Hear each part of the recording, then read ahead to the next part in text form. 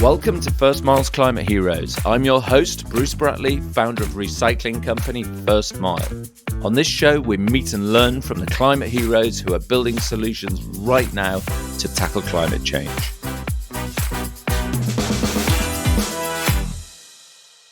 Renewable electricity is a critical element of a decarbonised future. But when you flick a switch or plug in your electric bike, there's a lot of infrastructure at work to get you the power you need. The national grid transmits electricity throughout the UK at voltages up to 400,000 volts. It consists of 90,000 pylons, 185,000 transformers, we'll be hearing a lot about those shortly, and enough power lines to go 5 times round the equator. But the model for the grid is over 100 years old, and most of the engineering took place over half a century ago. And its design was to distribute power from large, centralized, usually fossil fuel generators. And today the grid has its problems, and particularly for renewable generators that are scattered across thousands of locations and can provide intermittent energy at varying currents and different voltages. But thankfully, our guest today, IONATE, is working on this. And in this episode, we're looking at problems and solutions for getting lovely decarbonised renewable energy into your homes and businesses. And I'm delighted to welcome on this episode of First Mile's Climate Heroes, Luca Mezossy-Dona, co-founder of IONATE, and who are future-proofing the power grid by updating transformer technology. Luca, welcome to First Mile's Climate Heroes, and I hope I didn't make a complete hash of pronouncing your name. Thank you for having me, Bruce. It's a pleasure to be here. Brilliant. Great. So, Luca, tell us, please, first, how you became a climate hero, how you got involved in IONATE, and give us some context, if you can, probably adding a little bit to my terrible job of explaining what the national grid is, which most people sort of take for granted because it's so invisible, but provides a critical backbone to our country. Thank you for that intro, Bruce. What I think is really important to highlight in the very beginning is that this problem that we're looking at with the energy transition, renewables, essentially overhauling our entire system, is not just a problem in the UK. It's not just an issue of national grid, but we're looking at a global challenge that all economies in the world are now racing to solve. And what is the problem? Because I sort of probably haven't done a very good job of explaining it in the introduction. So what is the problem we're trying to solve?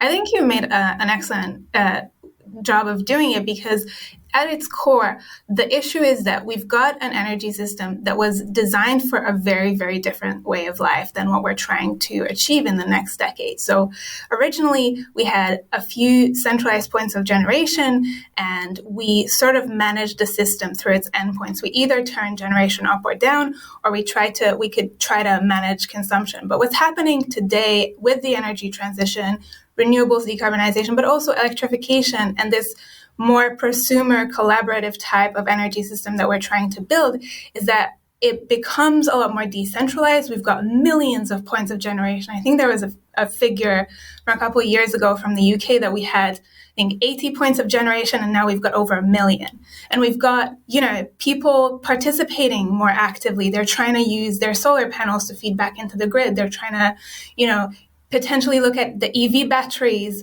also drawing energy, but also feeding back depending on where the demand is in the system. And what we still have in place on the infrastructure side is still that old architecture that we've designed, some of which technologically has been, designed over 100 years ago. I'm specifically talking about transformers here. So it's rigid. It was really, really good for the type of system that we used to have, but it's no longer enough for the needs that we have today, and then especially not decades down the line. Brilliant. And I want to come back to that because I've done a little bit of homework around how many power plants we've got and also what transformers do. But before we do, and I'm really looking forward to getting quite geeky around this, can you tell us a little bit about you and how you got involved in IONATE and what your background is? Are you like a whizzy electrical engineer? Who are we talking to today? I'm not an electrical engineer. I've got to be really honest with you. My background originally has been in psychology. Then I studied neuroscience, did a little bit of business. So this, energy system is what I was always planning to do, as you can tell from my CV. I kind of fell into it. It was something that came up after I finished my first degree in psychology. And I started looking at this problem and I realized how massive it is. And when I saw some really, really good solutions, and specifically with IONATE, I just couldn't not take this opportunity to try and resolve it. So as a person, I consider myself kind of like a geeky scientific person, and I really enjoy the problem solving side of things. And although I was looking at some different kinds of problems in my academic career, this challenge specifically around energy systems and just bringing it to people's attention enticed me very much, and I wanted to be a part of it. And that is fascinating. Thank you. And are you driven by the environmental impact the positive environmental impact that you can have by changing this, or are you driven by it because it's just one of those sort of itches that you have to scratch? And we've got a really inefficient power system in the world, and it just has to be solved, or is it a bit of both? It's a bit of both. I'm a sucker for pain, and this was a big enough challenge. It seemed near impossible, and I was like, okay, well, let's see what we can do about it. So that's definitely in it. I don't like things too easy. But definitely, I personally am somebody who cares very much about how we are treating the environment and is watching closely how that dialogue develops. And what I saw is that there are some really great conversations going around decarbonization, being mindful of our consumer choices. All of that is awesome, but people tend to forget about the bigger picture when it's involving, all of these structures that we've put in place.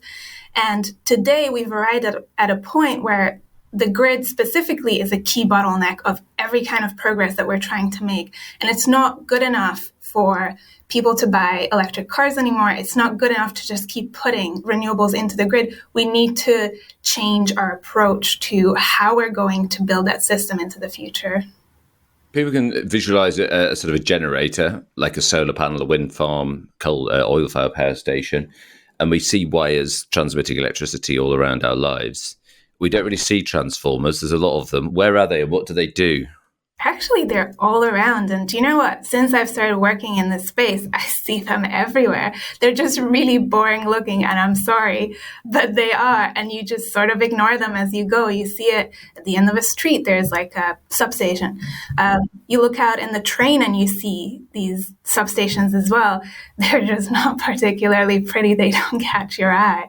You have them at points where you step the voltage up or down. So as we transmit our AC power through high voltages, because it's a lot more efficient, but we don't want that high voltage going into your home. So we've got certain checkpoints throughout the system where you go downgrade a little bit so that the power that reaches your home is that 220 volts. So that's what transformers originally are there for. But their function is kind of only that. They're able to do this very simple step process, and they aren't able to do anything else beyond that.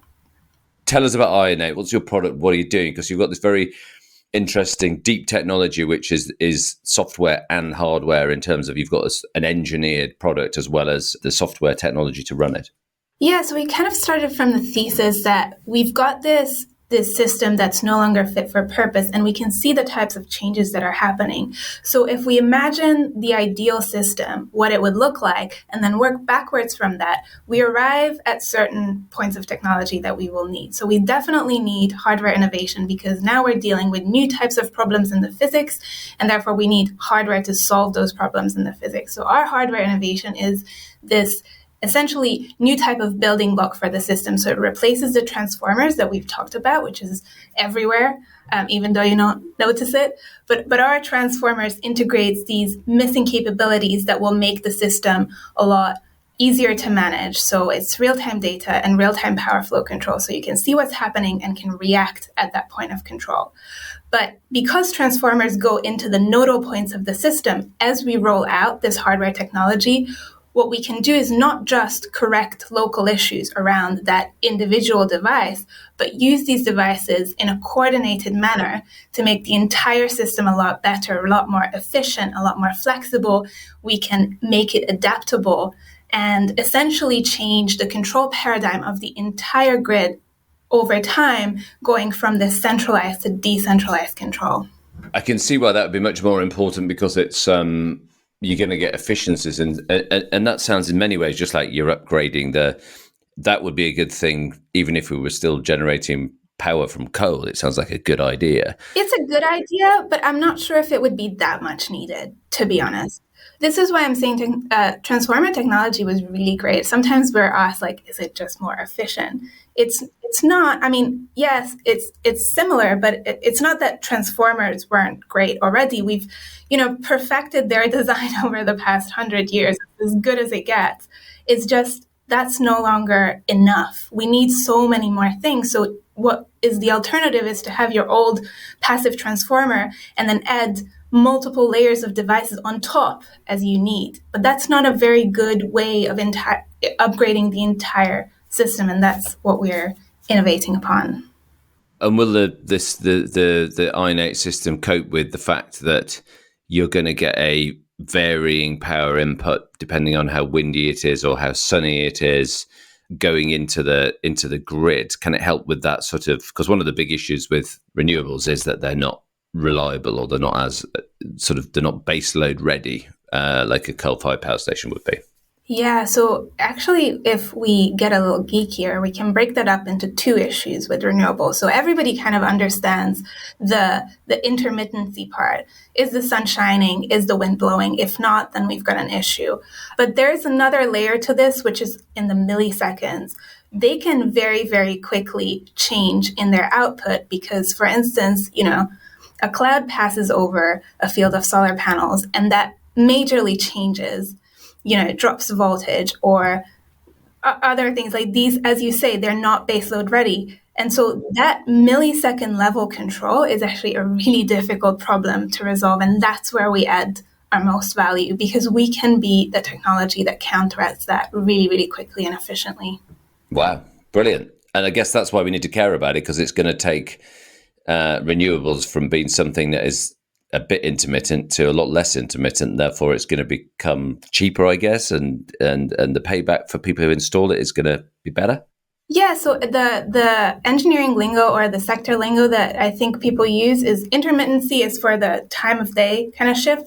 Here we talk about volatility, that like really, really quick millisecond level changes. That's what we help with. That's not what most people think about when they consider renewables. And it's true, there are complex issues that come with them, but this is one of them. First Mile is the UK's leading waste management service. We help over 30,000 businesses reduce their carbon impact with our award-winning range of recycling solutions. Go to our website, which is thefirstmile.co.uk, to get started today. If you're enjoying this episode, don't forget to subscribe. We have brand new episodes every Wednesday.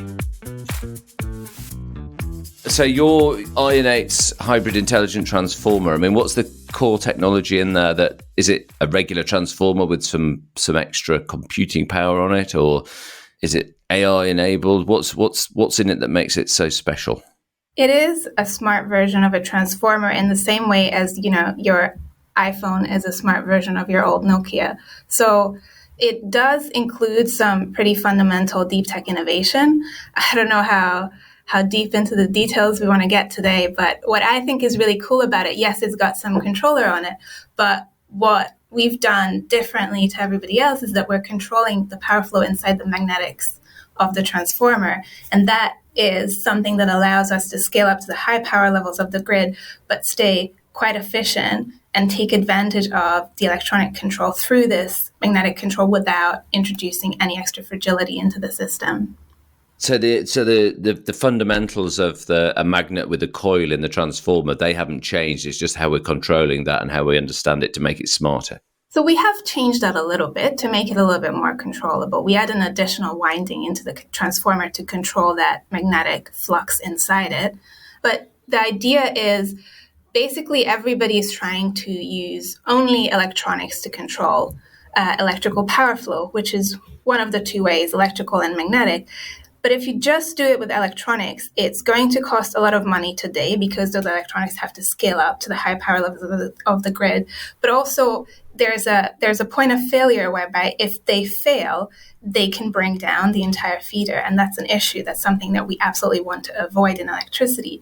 So we played around with the design. This is why it's hybrid, to integrate the electronics, but not put them in the primary pathway of power flow. They're just there to control the magnetics. So if they fail, there's still transformer operation, but we still take advantage of their dynamic control capabilities. Wow. And how long does if a transformer was installed 10 years ago, I mean, how long before you could put one of your transformers in? I mean, is it going to take another 30 years before you've got an IONATE transformer in every location across the world, or does it happen quicker than that? Such a good question. And it remains to be seen. But what we do know is transformers on average have a lifespan of, say, 40 years. Some of them are left in there for longer. But what we do have is a massive aging infrastructure problem in UK, Europe, North America. I think in Europe, half of distribution grid transformers are coming to the end of life in the next 10 years. So that's a major, major issue that we now need to resolve. And I think the other thing to consider is that because of these power quality issues that are now in the system, because of the changes that we were talking about, they are also degrading assets faster than they were used to. So even though if you don't stress a transformer too much, they live for 40 years, if you do, then they can fail after 5. So it is kind of paramount that we resolve those issues in our replacement cycles. Is your technology going to make energy cheaper? Because, we've got this major shock in energy prices at the moment and everyone wants cheaper energy, or doesn't actually make a significant difference?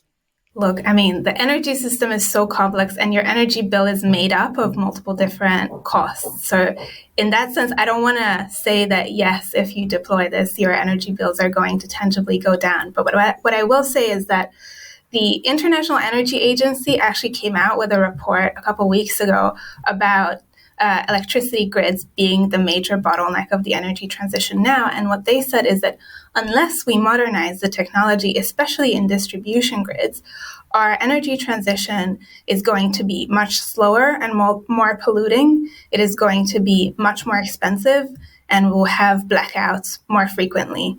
And so one of the things that we do is make the system more efficient, avoid these things, and hopefully avoid costs going down for you. Oh, sorry, going up. Going up.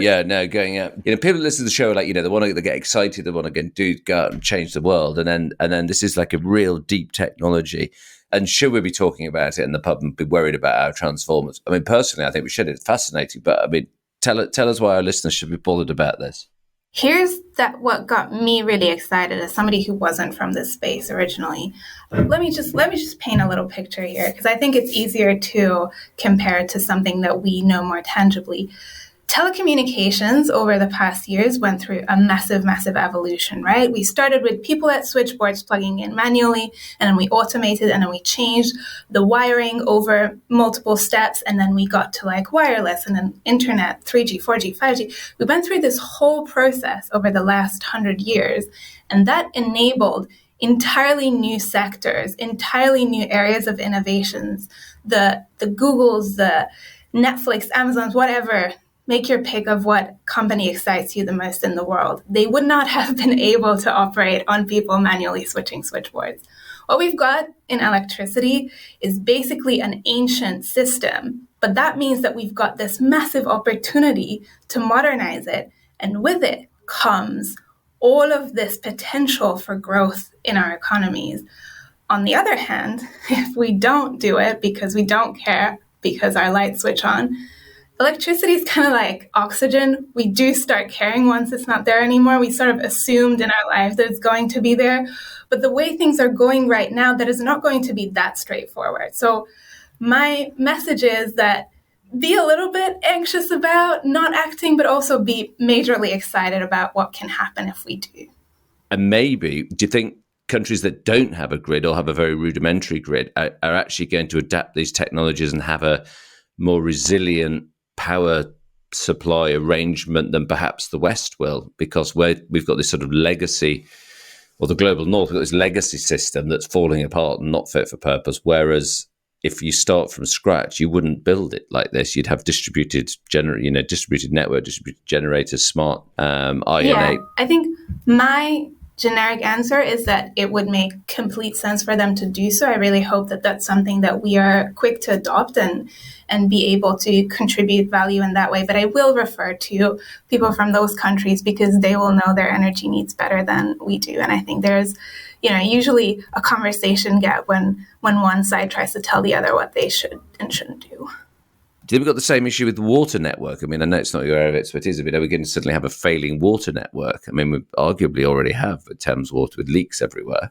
Well, what is it like? I don't know. How do you see it in your line of work? I mean, you're kind of in the energy efficiency business in a way. Do you see people caring about it and getting excited about it? Yeah, I mean, we're actually in the resource efficiency business because what we're trying to do is keep materials in a circular economy and stop the extraction of virgin materials. And people do care about it, but water is going to be a major problem globally, and the shortage of potable water. And we're going to run out of resources, or they're going to become prohibitively expensive if we don't keep them in circular economies. So yeah, I mean, it's a similar thing. It's just, I guess, a bit more existential when you're looking at it from a global resource perspective. Yeah, people are funny that way. Until you place them under major pressure, they're not that motivated to change. And I think what I see in energy is that, this has been a sector that's been traditionally very slow moving, with the idea of, unless it's broken, don't touch it. Just kind of keep it the way it is. But the pressure is mounting. It is so big now that they have to change, even though they don't really have the nature to do so. And it is really interesting to now see these energy companies actively looking for innovation, actively trying out new technologies much earlier than they used to, because now they're realizing that they have run out of time and this problem cannot be postponed for any longer. So I wonder if that's going to be echoing across sectors that you will see as well. And we see it. I mean, that is very interesting, actually, because we see it. And I was actually going to come and ask you about demand-side management. Are you working on the demand-side management? Can your transformers switch off parts of the grid to try and meter out power when there is a shortage? So the first thing that you're asking about, that like major change in demand, we don't produce electricity. So you will need something that either stores or makes electricity that will be able to meet those big requirements. But just like with renewables, we were talking about intermittency and volatility. There's two sides to this. And when things change very, very suddenly, that is an issue in the electricity system, even though we don't realize because there's somebody keeping the lights on. This is a more and more complex challenge that they're solving every day. And they have auctions for flexibility markets, especially in the UK. It's quite developed. It used to be quite a lot in advance, and then we're shortening that time. So they have to think about, I think now, hour ahead market, where people just bid in resources for that market. When we talk about demand response, that can be a little bit in advance as well, and that makes sense if we're talking about, people switching on and off their home appliances, or even like bigger consumers, manufacturing plants or shop fridges turning up or down. That can be a significant part, and I think consumers have a massive part to play in this. But what we're adding on the demand side game is to add some capabilities inside the grid to react really, really quickly. So because we're controlling power flows in real time, there's a little bit of wiggle room that we can go up or down inside. So even though we say you get 220 volts in your home, it's never really exactly that. It can vary a little bit within margins.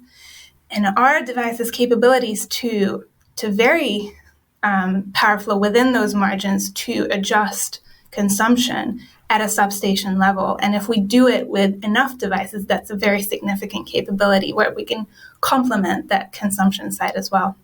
Wow, that is very cool. So you just get that sort of little marginal gain, but you're doing it across the whole grid, and then it gives us a bit more. And it's something that's, it's in the hands of who's operating the grid, rather than them asking consumers to, in the California heat, please not turn on their AC. So when incentives clash, there's a tool in the hands of the system operator as well.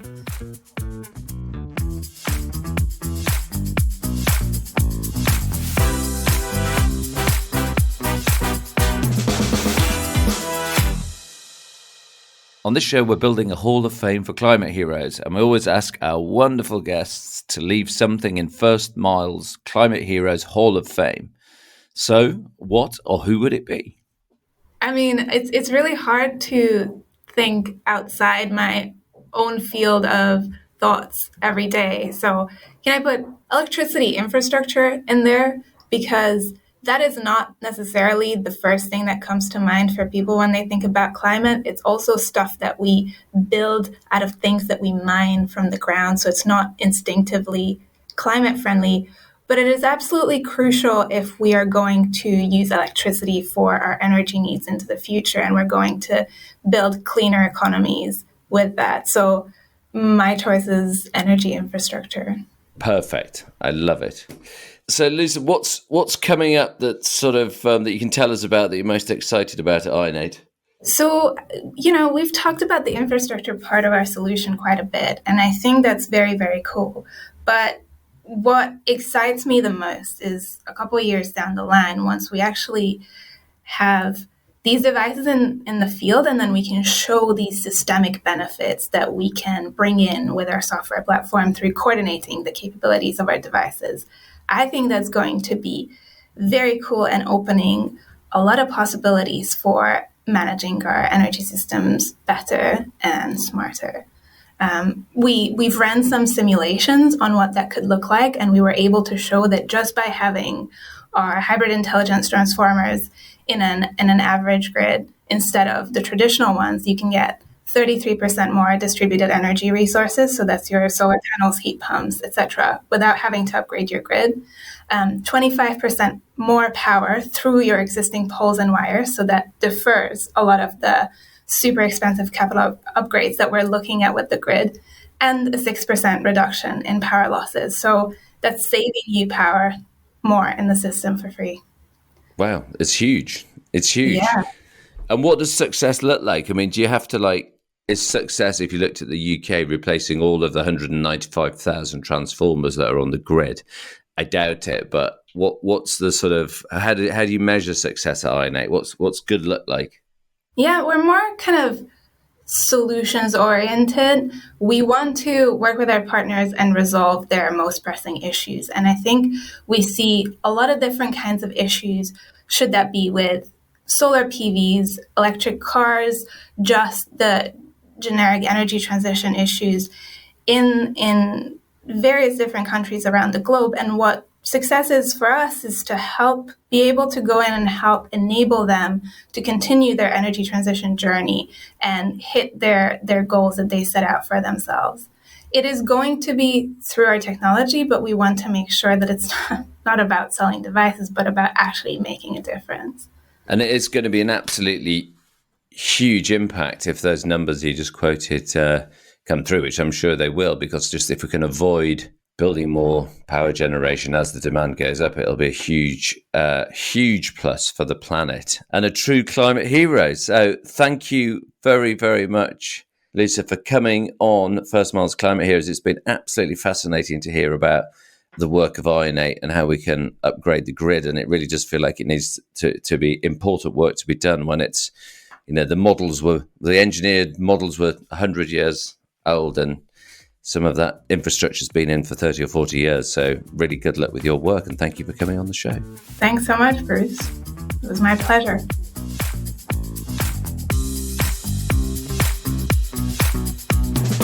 I'm Bruce Bratley, and you've been listening to First Mile's Climate Heroes, where we meet incredible people making an impact to tackle climate change. If you've enjoyed this episode, leave us a review and subscribe to the show. We have brand new episodes every Wednesday.